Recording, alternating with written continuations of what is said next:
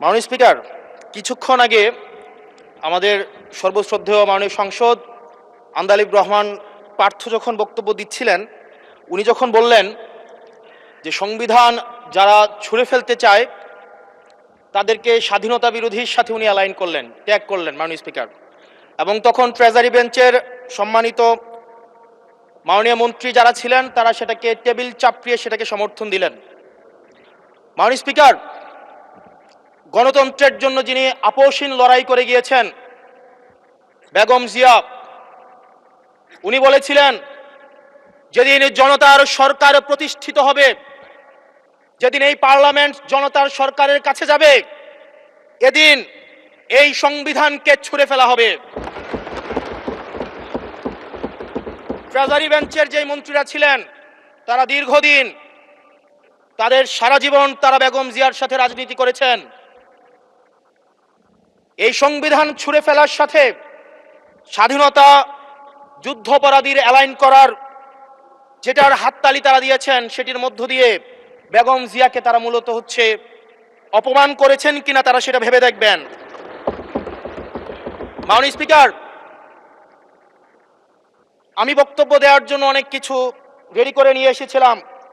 আমরা আইনমন্ত্রী বলেছেন রুশু পড়ার জন্য, তারপরে হবস পড়ার জন্য, মদিনা সনদ পড়ার জন্য পড়েছিলাম, কিন্তু আন্দালিব রহমান পার্থ সাহেব যে বক্তব্য দিয়েছেন, আমরা ক্লাস 8-9-এ যে ডিবেট করতাম সেটি রিভার্টাল দিলে 20 মিনিট সময় লাগবে। মাননীয় স্পিকার, আমি ওনার বক্তব্যের রিভার্টাল দিচ্ছি।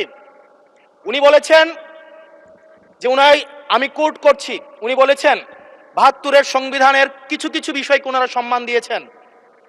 তার মানে কিছু কিছু বিষয়কে ওনারা সম্মান দেয় নাই। তার মানে এই অভ্যুত্থানের পরে এই সংবিধানের কিছু অংশ ওনারা মেনেছেন, কিছু অংশ ওনারা মানেন নাই। ওনারা কেবল ওই অংশটাই মেনেছেন যে অংশটা ওনাদের পক্ষে গিয়েছে, যে অংশটা ওনাদের বিপক্ষে গিয়েছে এই অংশটা ওনারা মানেন নাই। মাননীয় স্পিকার, এই ধরনের প্রকৃতি সম্পন্ন যারা আছে বাংলাদেশের পার্লামেন্ট যারা দেখছেন তারা সিদ্ধান্ত নেবেন, যারা কখনো কখনো কনফর্মিস্ট, যারা কখনো কখনো রিফর্মিস্ট, তারা মূলত অপরচুনিস্ট। এখন আমি সংবিধানের কিছু কিছু ধারা মানব, কিছু কিছু ধারা মানব না। আমি কখনো কখনো সাংবিধানিক, কখনো কখনো আমি অসাংবিধানিক। মাননীয় স্পিকার, যখন ডক্ট্রিন অফ নেসেসিটির প্রশ্ন আসে, মাননীয় স্পিকার, এই এক্সিস্টিং সংবিধান অনুযায়ী যখন 7A এবং 7B বলবৎ থাকে, সেই জায়গা থেকে আইনজ্ঞরা, মাননীয় স্বরাষ্ট্রমন্ত্রী উনি থাকলে ভালো হতো। ডক্ট্রিন অফ নেসেসিটি মাননীয় স্পিকার 48-3 অনুযায়ী রাষ্ট্রপতি সুপ্রিম কোর্টের মাধ্যমে এই 106-এর অ্যাডভাইজরি একটা রুল আছে মাননীয় স্পিকার। এই অ্যাডভাইজরি রুলের মাধ্যমে সংবিধানের ফান্ডামেন্টাল কোনো বিষয় কম্প্রোমাইজ করা যায় না।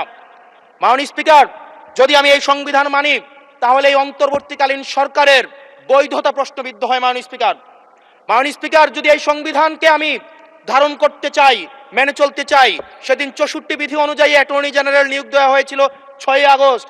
মাননীয় স্পিকার, এই সংসদে প্রশ্ন রাখতে চাই, তৎকালীন বর্তমান রাষ্ট্রপতি চুপ্পু, তখন বলা হয়েছে অ্যাটর্নি জেনারেল নিয়োগ দেওয়ার ক্ষেত্রে প্রধানমন্ত্রীর সাথে আলোচনা করতে হবে।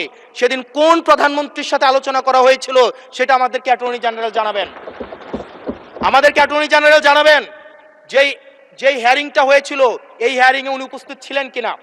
তখনকার সময় যিনি প্রধান বিচারপতি ছিলেন ওবায়দুল হক, তিনি তখন কোথায় ছিলেন, সেই রায়ের কপিটা আমরা দেখতে চাই। মাননীয় স্পিকার, মাননীয় স্পিকার, আপনি যখন বেগম জিয়াকে 6 আগস্ট সর্বপ্রথম ছাত্র জনতা যখন সিদ্ধান্ত নিয়েছিল আর এক মুহূর্ত বেগম জিয়াকে কারাগারে থাকতে দিবে না, বেগম জিয়াকে রাষ্ট্রপতির আদেশের মধ্য দিয়ে বেগম জিয়াকে সেদিনই কারাগার থেকে যেই জুলুমের মধ্যে রাখা হয়েছিল সেটা থেকে ছাত্র জনতার রায়ের মধ্য দিয়ে সেখান থেকে বের করে আনা হয়েছিল। মাননীয় স্পিকার, যদি এই সংবিধানকে বাইবেল ধরে নেই, এই সংবিধানকে যদি গসপেল ধরে নেই, এই গসপেলের পুরোহিত অনুযায়ী যেভাবে ভ্যাটিকান সিটি চলে সেটা যদি আমরা ধরে নেই, তাহলে মাননীয় স্পিকার, সেদিন বেগম জিয়া জেল থেকে বের হতে পারেন না। মাননীয় স্পিকার, মাননীয় স্পিকার, সেদিন বেগম জিয়া জেল থেকে বের হয়েছিল অভ্যুত্থানের জনরায়ের ভিত্তিতে। মাননীয় স্পিকার, মাননীয় স্পিকার,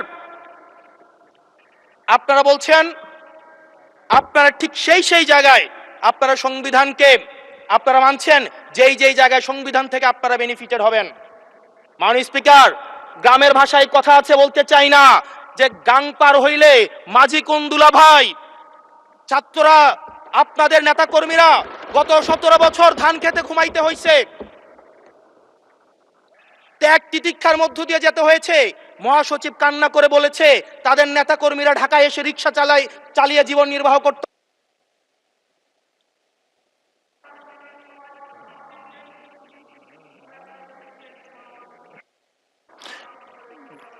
এক মিনিট বলেন। মাননীয় স্পিকার, আজকে দেখেন, আজকে লক্ষ লক্ষ নেতা কর্মী তাদের রক্ত দিয়েছে।